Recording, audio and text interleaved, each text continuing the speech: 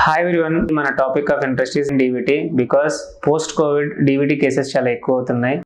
And the most important reason to do this video is because the negligence of the patients. Because DVT అనే దాన్ని మనం ప్రాపర్గా treatment చేయకపోతే తన later on లైఫ్లో quality of life will be affected very badly. So ఈ factors ని మనం ఇప్పుడు డిస్కస్ చేద్దాం. సో ఫస్ట్ థింగ్ ఎందుకు ట్రీట్ చేయాలి, సెకండ్ థింగ్ ఎలా ట్రీట్ చేయొచ్చు. సో డీవీటీని ఎందుకు ట్రీట్ చేయాలనే దాంట్లో one important point, some times it could be life threatening. That means you can lose your life because మన రక్తం గడ్డగట్టిన రక్తనాళాల డైరెక్షన్ అనేది గుండె వైపు ఉంటుంది. సో గుండె నుంచి మళ్ళీ ఫర్దర్గా ఊపిరితిత్తుల్లో బ్లడ్ వెళ్తుంది. సో లెట్స్ సే కాళ్ళల్లో గడ్డగట్టిన రక్తం అనేది మనం లైక్ సడన్గా ఫ్లై ఆఫ్ అయ్యి ఊపిరితిత్తుల్లోకి వెళ్తే పల్మనరీ ఎంబోలిజం అనే ఒక వెరీ డేంజరస్ కండిషన్ వల్ల ప్రాణాలు కూడా కోల్పోవచ్చు.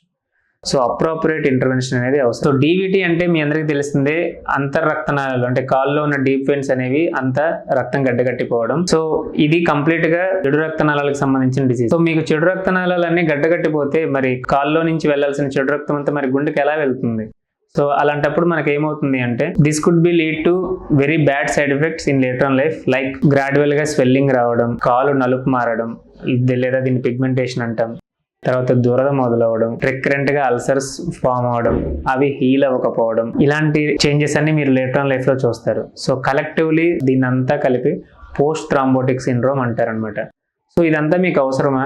లేటర్ ఆన్ లైఫ్లో ఇన్ని బాధలు పడే బదులు సింపుల్గా ఒక టెక్నిక్, ఒక మినిమల్లీ ఇన్వేసివ్ ప్రొసీజర్ అంటే ఎలాంటి కాంప్లికేషన్స్ లేకుండా మనం డీవీటీని చక్కగా ట్రీట్ చేయొచ్చు. సో మనం ప్రాపర్గా గడ్డగట్టిన రక్తాన్ని క్లియర్ చేయలేకపోతే that will become chronic DVT, that will again lead to chronic venous insufficiency, that will further lead to secondary varicose veins and that will further lead to post thrombotic syndrome. So this is the main disadvantage with improper treatment of DVT. So pulmonary embolism ని prevent చేయడానికి first IVC filter అంటే ఒక protection device అండి.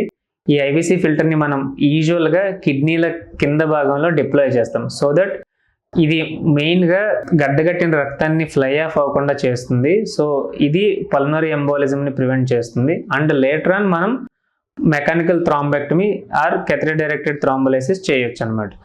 So now coming to interventional part of DVT. So డీవీటీని మనం చిన్న తొడలో ఉన్న ఒక రక్తనాళం ద్వారా, ఒక చిన్న పిన్ హోల్ ద్వారా వెళ్ళి క్లాట్ నంతా కంప్లీట్ గా క్లియర్ చేయొచ్చు. దీంట్లో మల్టిపుల్ మెథడ్స్ ఉంటాయి, లైక్ కెథెటర్ డైరెక్టెడ్ థ్రాంబోలైసిస్ అంటే గడ్డగట్టిన రక్తాన్ని కరిగించడం కోసం వాడే మందు. ఇది వెరీ ఎర్లీ స్టేజెస్ ఆఫ్ డీవీటీలో బాగా యూజ్ అవుతుంది. రెండోది క్లీనర్ ఎక్స్టీ లేదా యాంజియోజెట్ లేదా పినంబ్రా అని మల్టిపుల్ డివైజెస్ తోటి మనం కంప్లీట్ గా బ్లాక్ అయిన రక్తాన్ని క్లియర్ చేసి వెంటనే రక్త సరఫరాని ఎస్టాబ్లిష్ చేయడం ద్వారా మనం కాల్లో ఉన్న రక్తాన్ని అంతా మళ్ళీ గుండెకు వెళ్ళేలా చేయగలం. సో దీనివల్ల మనం మెయిన్ ఇంపార్టెంట్ పోస్ట్ థ్రాంబోటిక్ సిండ్రోమ్ని ప్రివెంట్ చేస్తాం అనమాట. సో మీ క్వాలిటీ ఆఫ్ లైఫ్ పాడవ్వదు and it's a very easy treatment. మీకేం మేజర్గా సర్జరీ అవసరం లేదు, ఎలాంటి ఎనస్థీషియా, సూచర్స్, స్కార్ ఏముండవు అండ్ మీరు ఆల్మోస్ట్ సేమ్ డే కానీ నెక్స్ట్ డే కానీ ఇంటికి వెళ్ళిపోవచ్చు. సో అన్ని సిచ్యువేషన్స్లో ఇంటర్వెన్షన్ అనేది అవసరం లేదు. ఎప్పుడైతే ఇంటర్వెన్షన్ అనేది అవసరం ఉంటే అప్పుడు మాత్రమే ఇంటర్వెన్షన్ చేయాలి. So let's say for suppose intervention అవసరమైనప్పుడు ఇంటర్వెన్షన్ చేయకపోతే నేను చెప్పినట్టు పోస్ట్ థ్రాంబోటిక్ సిండ్రోమ్ వచ్చే ఛాన్సెస్ అన్ని లేటర్ ఆన్ లైఫ్లో ఎక్కువ అనమాట. Thank you.